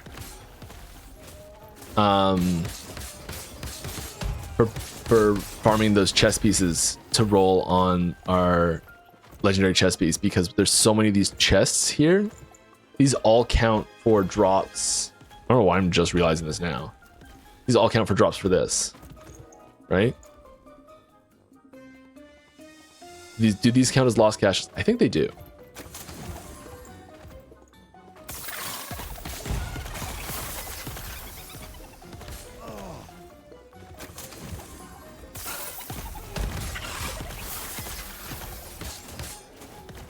Either I've just got my loot filter set really strict, or they do not drop very often.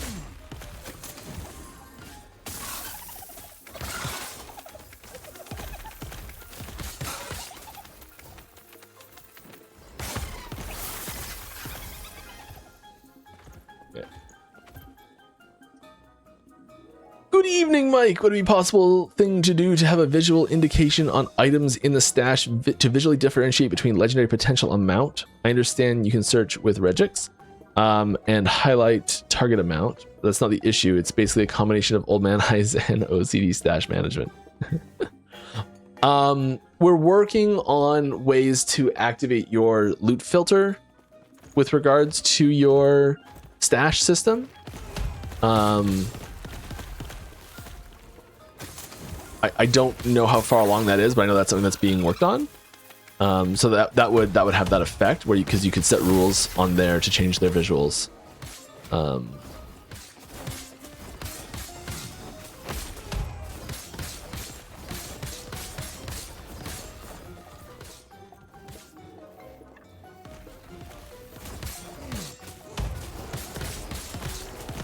just saw a question. I'll head off the pass here. Highlighting imprint drops. The loot filter and like visual system doesn't know that they're imprinted drops, and there's nothing in the encoding to tell it that it is one. So I don't think that's possible, and I don't think we'd be adding an extra field to the encoding to add that. Sorry. It like I don't want to just be like, nope, not gonna happen. But yeah, I'd be shocked if that was something that we'd actually be able to do. Sorry. How many people are playing current characters that we see you? How many people are playing current character that we see you playing? Oh, like what's the player count for the number of people playing this build right here? I don't know.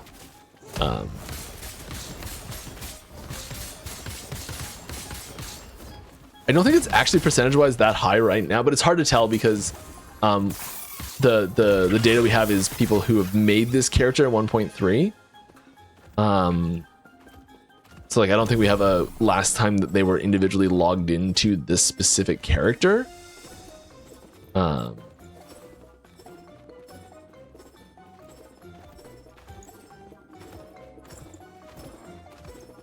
that's I don't think I have an answer to that one. Sorry.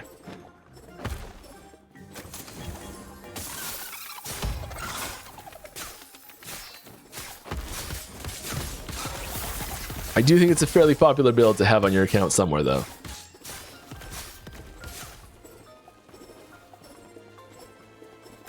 Last catch.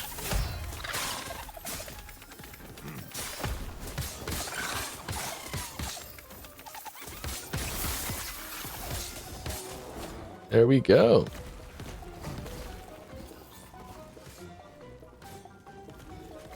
Oh yeah, standing in the fire, Mike. Talking about, oh, make the enemies be able to get out of that. First, gotta teach me how to get out of that.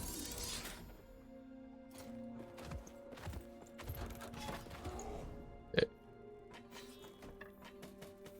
We've got some organizing to do.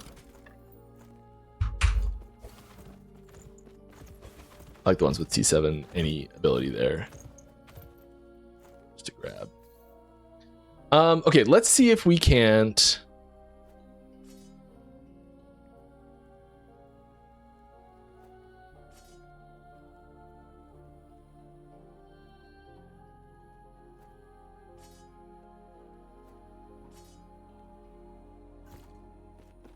I want to try just rolling one of these.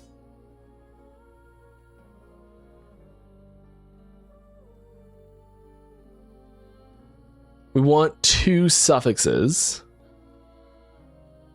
So we kind of want to try and roll one of these. I'm going to seal this one first. Yeah, seal it first. And then we're going to try and roll this into one of the ones we want. This is a real Hail Mary crafting attempt here. Not going to happen. I guess we could like do a rune of removal. And see if we hit it. All right. 1 in 3 shot of getting the one we want. Rune of removal. Here we go. Nope. Garbage. Okay, let's seal one of these. Let's try and roll this in. Nope. Let's try and get a rune of removal on the one we want. Oh, we're at 0 fortune potential already. Probably started lower than I thought. That's a sealed affix over there.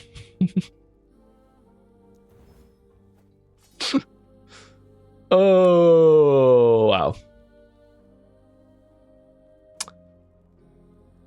Okay, we need to do a rune of removal to get the one that we want off of there. So we gotta hit this one first. Let's have another shot. Okay, we at least removed the right one. Okay, so now we're gonna do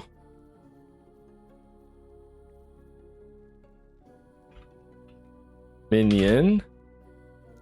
Melee bow, it doesn't matter, melee bow, melee spell. Let's do melee spell. So we add that.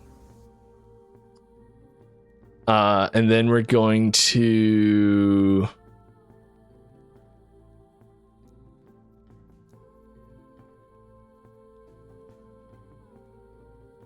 change the exalted affixes. This is what we're doing it. We're changing the exalted affixes on the item into different affixes. Does not change the tiers. So we're just trying to roll this now into. We should have done this before adding this one because we had 2 shots for it. Ah, that's a mistake. Wow. Just demolished the fortune potential.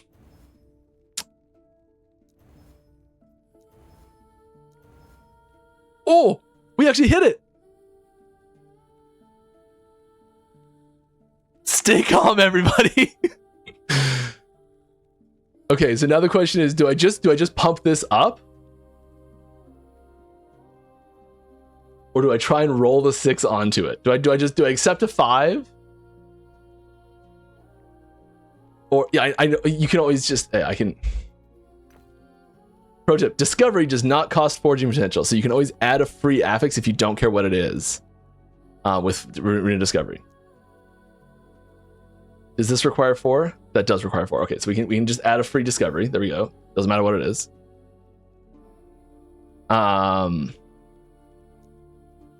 Let's go for it. Let's see if we can put the 7/6 on these two.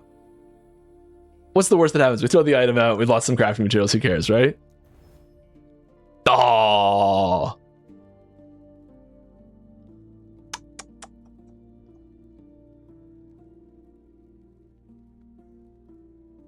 So close to being awesome. I mean, hitting both the Exalteds here is actually not terrible, but it's still not great. It's a cool item. I'm gonna keep that. I'm not gonna use it, but I'm gonna keep it as a memory of my failure. Oh, that didn't actually happen. All right.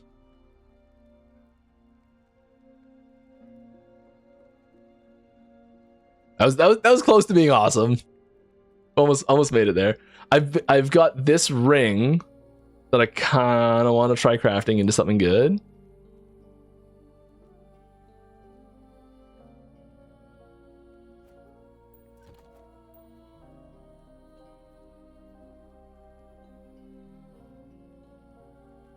Because strength is a prefix, right? Yeah. So we should be able to just seal this and go straight to strength. Or do we re-roll? We want to change them into different affixes? No, because we're better off just going straight to strength. And the other thing we want here is health, right? Pretty sure it's health. It'd be insane if it was anything other than health. Yeah, health. Health. 3, not terrible. Okay, so now we want to havoc this. Shuffles the tiers. So we're trying to just flip to exactly what it doesn't have.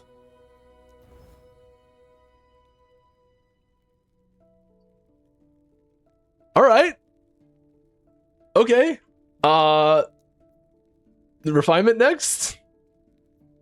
Trying to get that strength up to 16, that health up to what's the range of that health? 130. 16 and 130. I mean, yeah, okay. So now what do we want back up? Spell damage is the worst one. Let's I'm gonna leave these two where they are. I think that's as good as it gets for that. Yeah.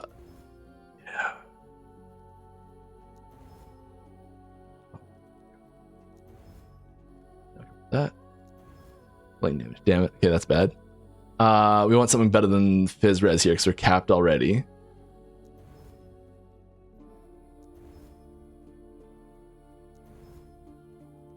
Stun avoidance isn't the worst thing, but kind of useless. Okay, cool. Well, do we roll this? Like, the secondaries aren't good on it, but like, do we go for it?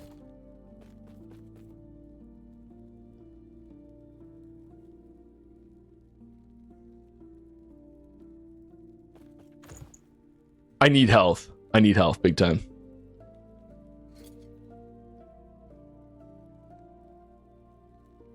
Is that good enough to is that good enough to go for? When you get 1 LP red ring? 2 LP, yeah, I have a 2 LP red ring. Yes, I already have 2 perfect 1 LP red rings on. So we're going up to 2 LP red rings. Health is overrated, all damage, yeah, but I'm getting slapped in the face and dying right now. We're gonna roll it. Let's try it. Let's see what happens.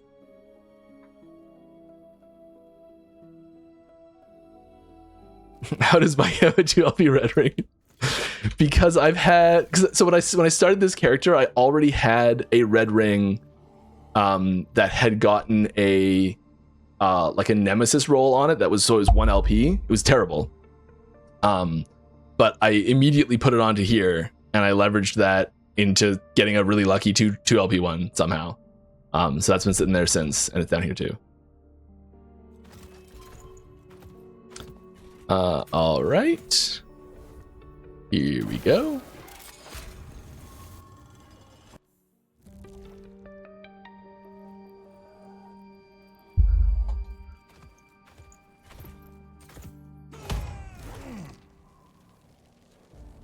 There's a debate if the shirt on my door is a jersey or a Mountie uniform. Moonlighting is a Mountie mic. I talked about this at the start of the stream.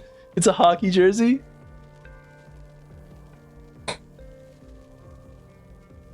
Hockey jersey. Hockey jersey. Yeah.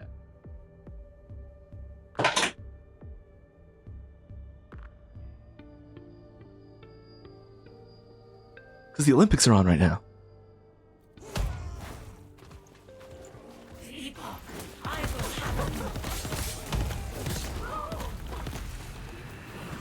Love the Olympics. International hockey is my favorite thing to watch. It's so exciting. Everyone feels like they're just trying so hard.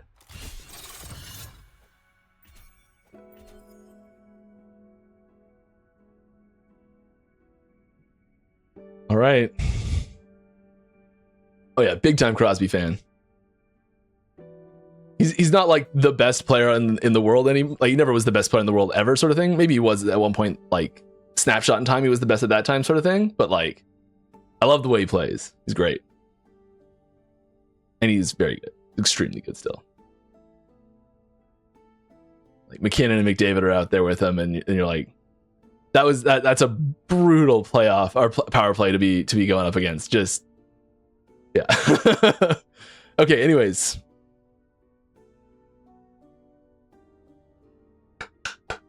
Are we is there anything insane that I'm missing here? Is this like a terrible idea? Slamming a 2 LP rendering with a 7.6 feels criminal. I don't care, Sentinel. I'm doing it. I don't have the 7.7 to slam it with.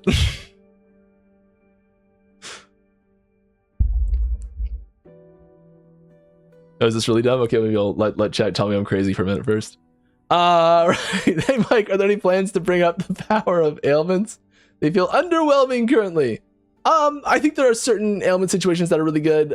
There's new tools for ailments we've been working on. The one of them was on screen recently. I think there's ways we're working on making them more interesting in general. I don't really want to comment on power directly too much. Have you planned anything for the second anniversary of the game's release? I don't know. Is that coming up soon? Is it July 7th? July 9th? I don't know when we released originally. Silver Cash? Done.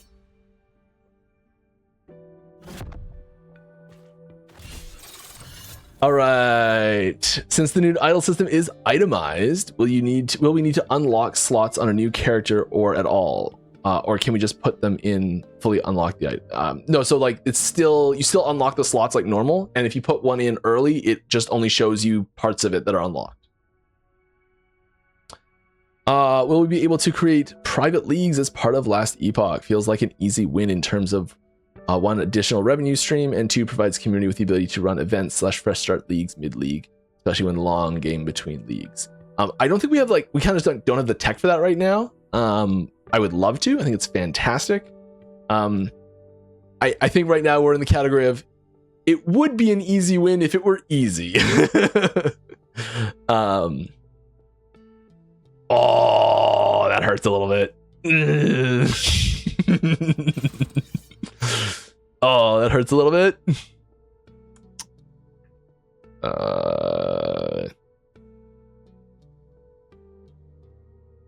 This one's actually better.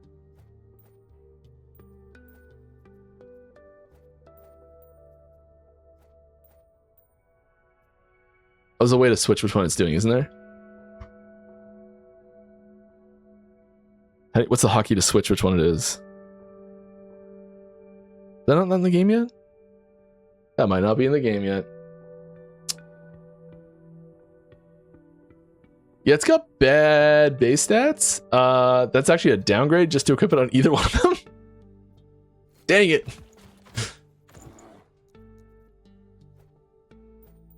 Rip. That's okay. Well, we just threw away a red ring. We'll get another one. It's fine, right? It's fine.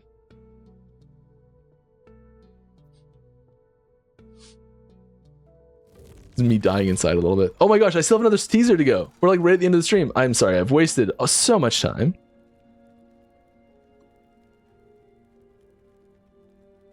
To take the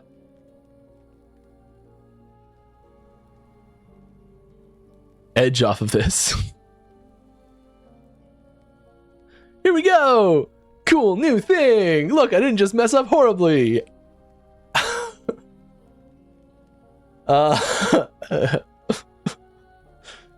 Yes, so here is an example of a pretty sweet exalted item. This is a reforged set item because it has a set affix on it. For a set that you guys know very well, I'm sure by now. And yeah, cool, some cool stuff on it, you know, pretty sweet.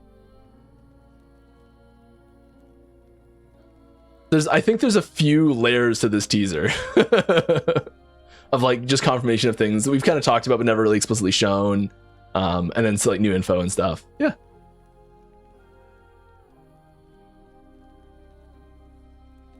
All right. Any ideas to not ruin the skill tree if you switch equip with skill points? Yeah.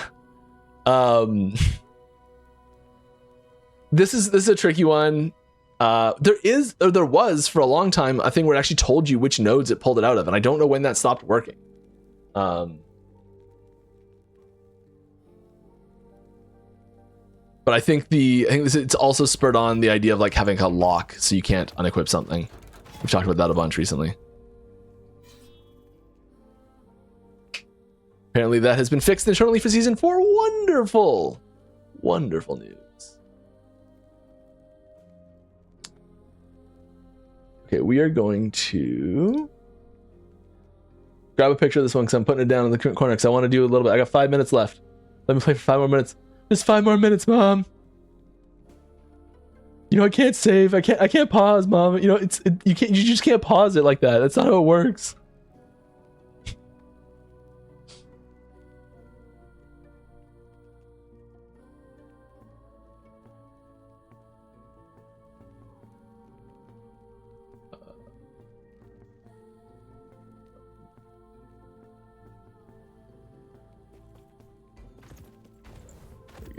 Should be the same thing.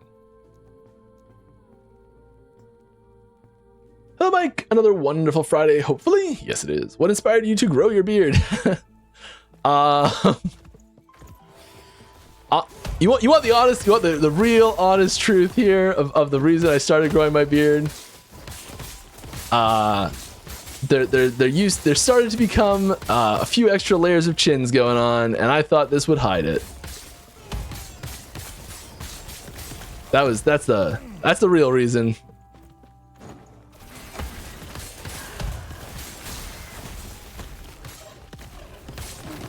There's a possibility I may have gotten rid of those by now though. So, maybe I'll shave it a little bit.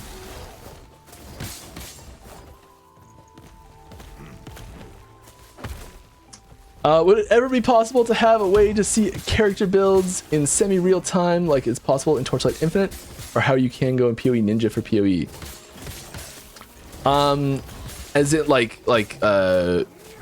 you can. Whoa, is that? All right, sweet. The game giveth and the game taketh away and the game giveth. You can kind of do that with. I know LE Tools has that functionality right now set up where you can like load in your character into the planner from what's live right now. I don't know how delayed it is, but I think it's pretty accurate, pretty up there.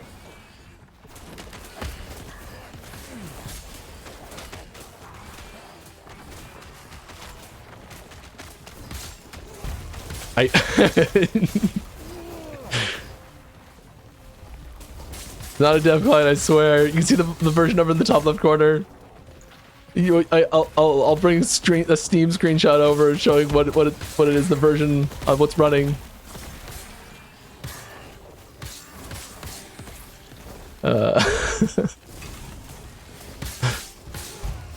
All right, Friday since season 0, there's been talk about a shaman rework. You guys refreshed? Don't die right now. Refreshed Avalanche added Stormbolt season 1, but the passive tree remains largely unchanged. Thing that wasn't the rework, and it was to come later on the roadmap. Shaman was left out, 5th skill missing, so no new uniques for shaman skills since 0.8. Just wondering if there are plans to add the class in season 4, season 5. Did the roadmap just miss it? I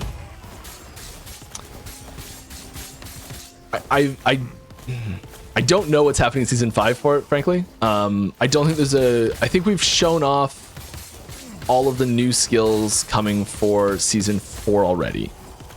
I think I'm pretty confident there's no shaman passive rework in season 4. I'm quite confident about that, actually. There is like, I want to say this, but like the big asterisk here, because I can say this about literally any class right now. I've been doing a lot of work on shaman recently, just in general. And that's it. Did we hit 100 right at the end of the stream? Oh, it's a good stream. I burned a red ring. I found a red ring. We hit 100. Last points in. Feeling great.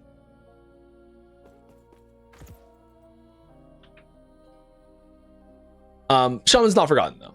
That last skill is it's being worked on. I don't know when it's being worked on for release, but it's being worked on.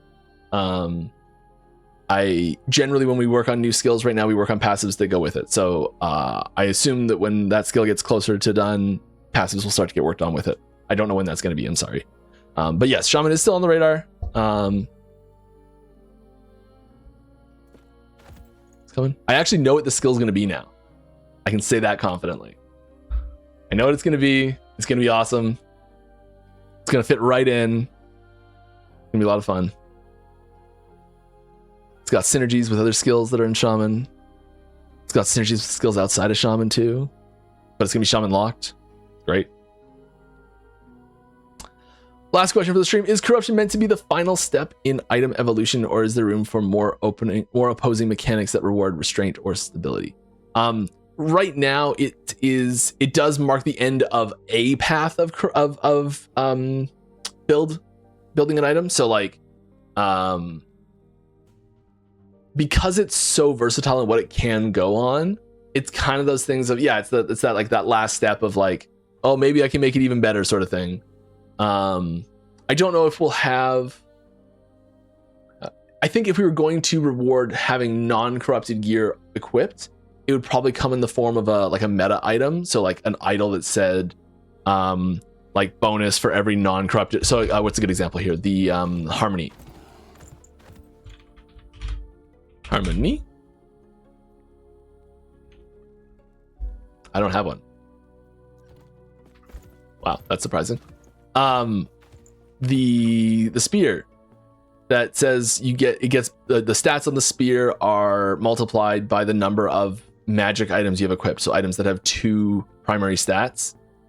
So if this head was missing one of those, either the necrotic damage or the throwing damage, it would be a blue item, a magic item. So the number of items that have that. So it used to be like number of non-corrupted items you have equipped. It like multiplies by the stats out, or you get some bonus if you have no corrupted items. So I think that would be the way we would do it if we're gonna introduce something like that. All right. This opportunity to call it Crangled item. And on that terrible disappointment, it is time to end. I hope you had fun. I know I did. I'll be back same time, same place next week. We'll have more cool stuff to talk about. If you asked a question that I did not answer, I apologize. It's not intentional. Please head on over to our Discord, and I will do my best to answer it there in the Acid Devs channel. There's also lots of community members doing a great job answering questions in there too. I think that's about it. Have a great day, everybody. See you later. Drink lots of water. Have fun.